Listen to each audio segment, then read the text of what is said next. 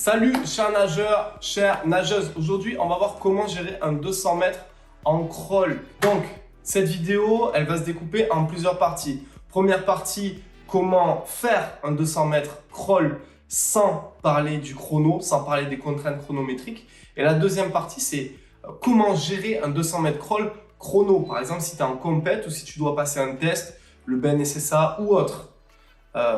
Je sais que souvent, il y a des tests sur le 200 mètres. C'est pour ça que j'ai choisi cette première vidéo sur comment faire telle ou telle distance.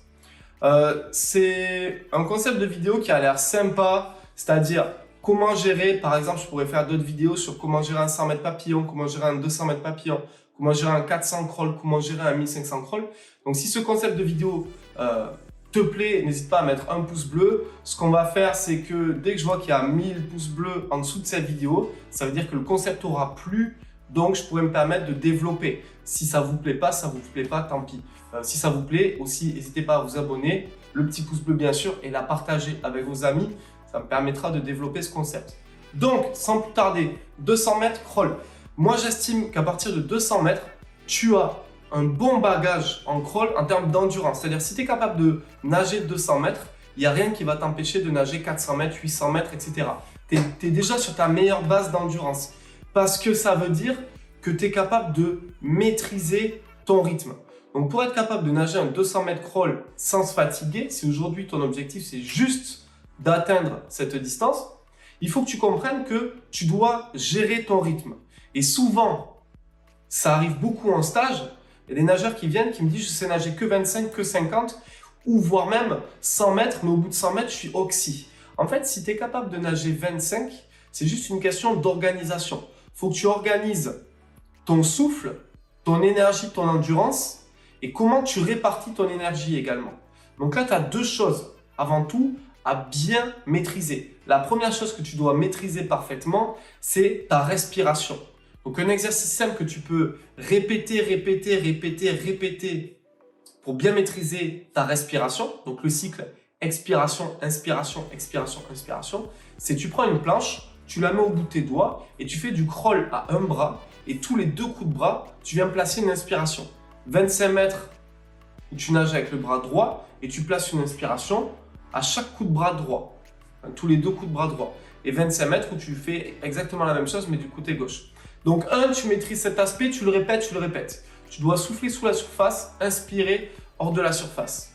En 2, tu dois être capable de nager 25 mètres, 50 mètres avec le niveau de fatigue le plus bas possible et en maîtrisant bien ton inspiration en 3 temps. Et une fois que tu as réussi ça, être capable de bien maîtriser ta respiration et être capable de terminer ton 25 mètres, 50 mètres avec le niveau de fatigue le plus bas possible, c'est juste de la répétition. Première séance, tu vas faire 4 fois 50 et tu t'arrêtes, 30 secondes entre chaque 50. La séance 2, tu vas faire des 75. La séance 3, tu vas faire des 100 mètres. Et la séance 4, tu vas faire des plus longues distances. Donc, tu dois t'habituer à ça. Tu dois t'habituer à terminer tes distances et à t'organiser pour bien répartir ton énergie. Ne va pas trop vite, ralentis 10 fois. C'est-à-dire, on a tendance à vouloir aller trop vite pour terminer la longueur. Mon conseil, c'est ralentis. Je ne te demande pas de ralentir un petit peu, je te demande de ralentir 10 fois le rythme. Ralentis de manière exagérée parce que pour maîtriser un mouvement parfaitement, tu dois d'abord le maîtriser lentement, parfaitement. Donc ça, c'est la base. Tu peux aussi t'amuser à faire des séries longues pour apprendre à digérer la distance, comme par exemple, pendant 8 minutes, je nage 25 brasses à l'aller, 25 crawls au retour, 25 brasses à l'aller, 25 crawls au retour, ainsi de suite. Ça, c'est pour la partie endurance. Ça, c'est pour les personnes qui souhaitent être capables de nager 200 mètres crawl sans s'arrêter. Et le jour où vous y arrivez, franchement, il n'y a aucun problème sur le fait de nager 300, 400, 500, 1500 mètres. Donc, je vous pose la question aujourd'hui, est-ce que vous êtes capable de nager 200 mètres crawl sans vous arrêter? Et si ce n'est pas le cas, qu'est-ce que vous attendez pour vous entraîner régulièrement, pour baisser le rythme et pour vous mettre sérieusement au travail? Maintenant, donc répondez-moi en commentaire à cette question, bien sûr. Maintenant, il y a ceux qui veulent faire un 200 mètres crawl en compète par exemple, mais qui ne savent pas comment le gérer en compète ou sur des tests de sélection. Ils ne savent pas comment gérer leurs 200 mètres. Là aussi, c'est très simple. Si tu commences à partir à bloc ou que tu pars trop doucement, là, il y a quelque chose de négatif qui va se passer. C'est-à-dire que soit tu termineras, tu ne seras pas assez fatigué, ça veut dire que tu n'auras pas donné le meilleur de toi-même, soit tu partiras trop vite, tu seras explosé au bout de 100 mètres et tu ne pourras pas terminer ta course correctement. Donc le principe, il est simple. Tu vas découper ton 200 mètres, la course, hein, en 4 parties. La première partie, le premier 50 mètres, c'est le 50 mètres où tu as ton plongeon, tu as l'adrénaline de la course et tu as ta fraîcheur. Donc ce premier 50 mètres, tu dois simplement t'appliquer à nager vite et souple avec des grands mouvements. Si tu forces trop sur ce 50 mètres ou que tu mets trop de fréquence, tu vas passer à travers tes appuis et en plus tu vas t'épuiser pour rien.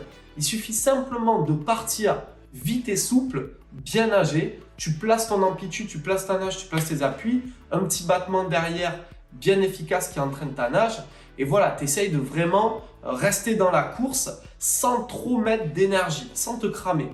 Ensuite, ta stratégie, ce sera chacune des nouvelles parties, tu vas relancer. C'est-à-dire que le 50 mètres d'après, il va falloir que tu relances. C'est-à-dire dès que tu as poussé au mur, au bout de 50 mètres, tu vas essayer de mettre plus de force dans l'eau avec tes bras. Tu essaies de penser à conserver ton amplitude, mettre plus de force. Et puis surtout, ne pas oublier les battements.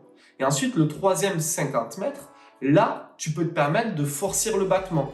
Et de dire, ok, je force le battement, je garde mon amplitude, je suis dans ma stratégie. Puis, le quatrième 50 mètres, en fait, celui-là, il est assez simple. Tu dois donner toute l'énergie qui te reste en termes de battement, en termes de force et de concentration mentale. Parce qu'il ne faut pas oublier que pour nager vite, il faut quand même avoir des grands mouvements. Donc, tu dois aller chercher loin devant, dégager loin derrière et ça doit rester dans ta tête. Donc, des gros battements, une grosse amplitude, de la force sous l'eau et en gros, tu répartis ton énergie sur ton dernier 50, tu essaies de mettre tout ce qui te reste. Donc, tu fais ta dernière relance et sur les 12-15 derniers mètres, histoire de rien regretter, tu baisses la tête et tu termines en fréquence max, autant au niveau de tes bras qu'au niveau de tes jambes.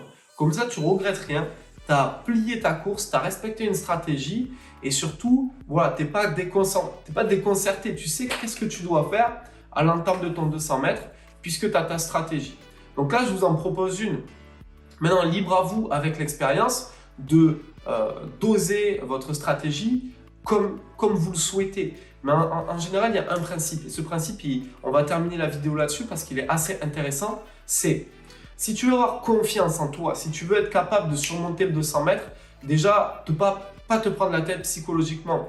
La confiance naît avec l'entraînement. Le gars qui fait jamais 200 mètres, le gars qui s'entraîne jamais en natation et qui a un test de sélection, ben forcément, il va être un peu perdu le jour de son test de sélection. Par contre, le gars qui s'est entraîné toute l'année, qui en a fait des dizaines et des dizaines et des dizaines de 200 mètres et qui a déjà essayé une première stratégie, une deuxième stratégie, une troisième stratégie, lui, il sait, il connaît. Donc, en fait, il a confiance en sa course. Il a déjà fait la course dans sa tête.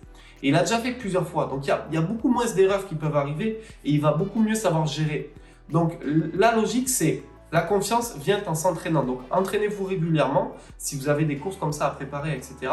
Et puis, faites-vous cette stratégie. Je vous ai donné une stratégie. Vous pouvez en faire une autre. Voilà, c'était Malcolm. J'espère que cette vidéo vous a plu. Un maximum de pouces bleus, s'il vous plaît, si cette vidéo vous a plu. On essaie d'atteindre au fil du temps les 1000 pouces bleus. Comme ça me permet de développer ce concept. Partagez cette vidéo, s'il vous plaît, avec vos proches ou des nageurs de votre club ou des potes, histoire de faire monter un petit peu cette vidéo et de pouvoir développer une série où on va se dire demain, je vous dis comment nager le 400, le 800, le 200 pas, le 200 brasses, etc.